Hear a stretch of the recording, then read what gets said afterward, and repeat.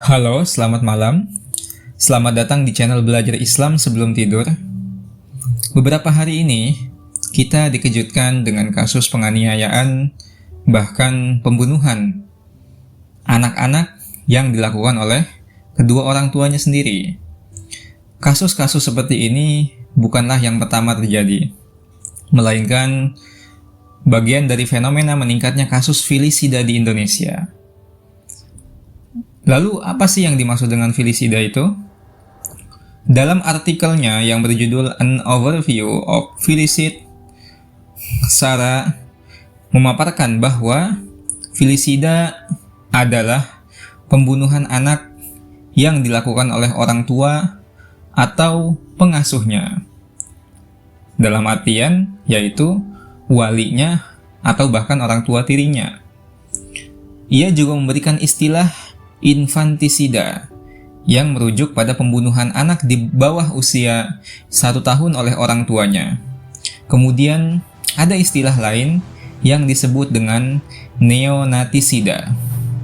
Istilah itu merujuk kepada pembunuhan bayi yang baru lahir bahkan 24 jam pertama kehidupannya. Filisida dapat dilakukan oleh laki-laki maupun perempuan. Filisida memiliki beberapa macam, yaitu adalah filisida altruistik, yaitu ketika orang tua membunuh anak demi kepentingan terbaik anak. Misalnya, si orang tua ini meyakini bahwa dengan dia membunuh anaknya, itu akan mengurangi penderitaan si anak. Misalnya, si anak tersebut memiliki penyakit atau kecacatan. Kemudian, ada juga filisida psikotik akut, yaitu pembunuhan yang terjadi akibat kondisi psikotik tanpa motif rasional. Selanjutnya, ada filisida anak yang tidak diinginkan, yaitu pembunuhan anak yang dilakukan oleh orang tuanya karena alasan bahwa orang tuanya tidak menginginkan anak tersebut. Kemudian, ada juga filisida yang dilakukan karena balas dendam, yaitu ketika orang tua membunuh anaknya sebagai bentuk pembalasan terhadap pasangan. Seringkali terkait konflik seperti perselingkuhan atau pengabaian. Kelim dan Franz Conrad dalam artikelnya memaparkan pada beberapa abad lalu bahwa filisida itu digunakan untuk mengontrol ukuran keluarga dan menyingkirkan anak-anak yang lemah, atau anak-anak yang abnormal, atau cacat, atau bahkan anak yang lahir dari hubungan yang tidak sah. Kemudian, kalau kita melihatnya dari tinjauan Islam sendiri melarang tindakan filisida. Islam dalam Al-Quran maupun juga hadis itu banyak menyuarakan tentang larangan pembunuhan terhadap anak. Dahulu, pada masa jahiliyah, tradisi mengubur atau membunuh anak itu kerap terjadi.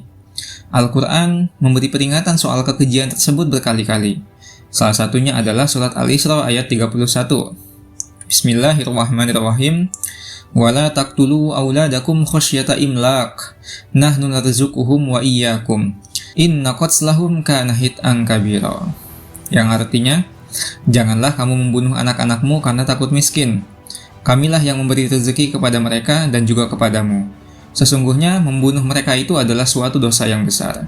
Jika kita merujuk kepada kitab tafsir, misalnya Tafsir Al-Munir karya Syekh Wahbah Zuhaili, beliau menjelaskan bahwa Allah Subhanahu wa Ta'ala itu adalah pemberi rezeki setiap makhluk, termasuk anak-anak yang dilahirkan. Sehingga para orang tua itu jangan merasa khawatir berlebihan, jangan merasa resah berlebihan akan rezeki anak-anaknya.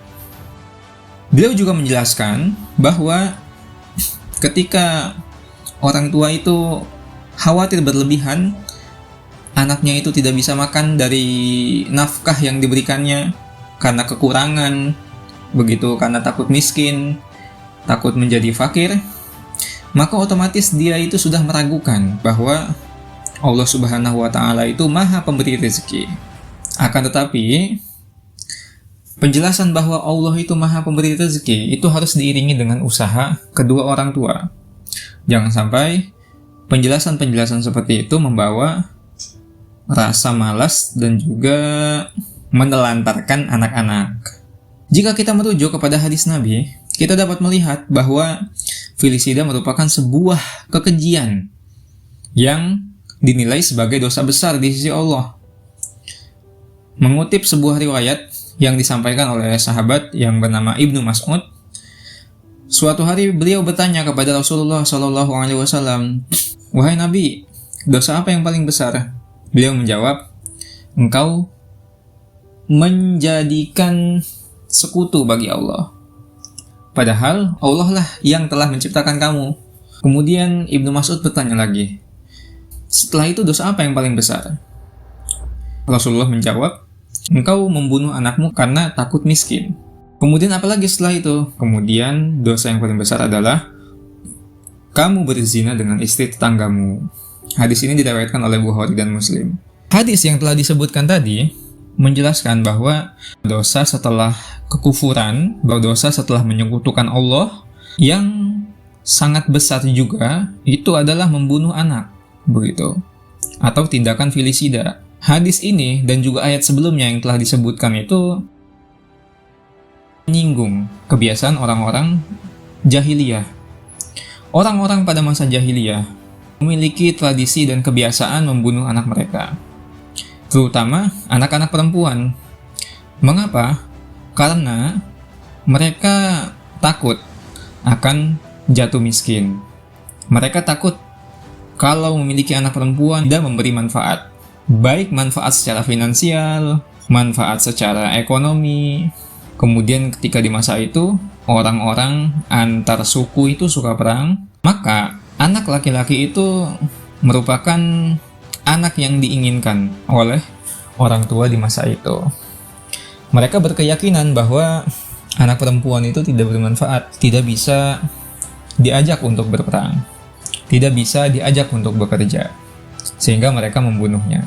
Begitulah penjelasan mengenai filisida, baik dari sisi definisi, dari sisi perspektif keislaman, dari Al-Quran, dan juga hadis, dan juga penjelasan para ulama. Dari sini kita dapat mengambil pelajaran bahwa edukasi untuk calon orang tua mengenai pengasuhan anak yang baik dan juga pengendalian emosi, begitu juga kesadaran memiliki anak itu perlu diintensifkan. Pemerintah dan masyarakat juga dapat berkolaborasi menyediakan akses terhadap layanan konseling, dukungan psikologis agar calon orang tua tidak merasa tertekan hingga melakukan tindakan fatal. Kematangan orang tua, baik dari segi mental, dari segi emosional, dan juga finansial, itu sangat penting untuk menciptakan lingkungan yang aman dan juga sehat bagi anak-anak. Selain itu, orang tua perlu menyadari bahwa anak adalah amanah dari Tuhan. Kesadaran ini dapat menjadi penguat dan juga penghibur diri bahwa di balik setiap kesulitan itu selalu ada pertolongan dari Yang Maha Menolong. Wallahu a'lam bishawab. Selamat malam dan selamat tidur. Terima kasih.